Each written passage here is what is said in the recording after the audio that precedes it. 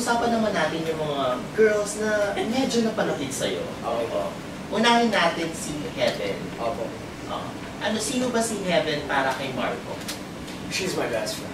Really. She's someone like Edward na pag nawala, ma-feel mo na there was someone missing. And yun, she's really parang hindi mo siya mahalata, pero pag kailangan nandun lang siya. And she's so a good person. Pero kasi medyo nagkaroon ng time na parang naramdaman niya daw ni Heaven na may gusto siya sa iyo.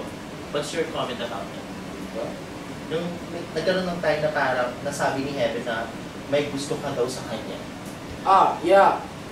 There was a time, kasi po, yun, nung unang-una nakita ko siya, parang I was, wow, surprised. And then, nung nakilala ko siya, parang natatandaan ko yung ex ko. At sabi ko, nag-promise ako sa sarili ko, I cannot, like, know a person porket natatandaan ko isang ibang tao. Kasi nakakasakit naman yung sa iba. So, nung iniisip ko, may gusto ko sa kanya, baka, ano ba yun? Hindi ko maintindihan. After the sorting ball, intindihan ko na it was just because natatandaan ko po yung ex ko.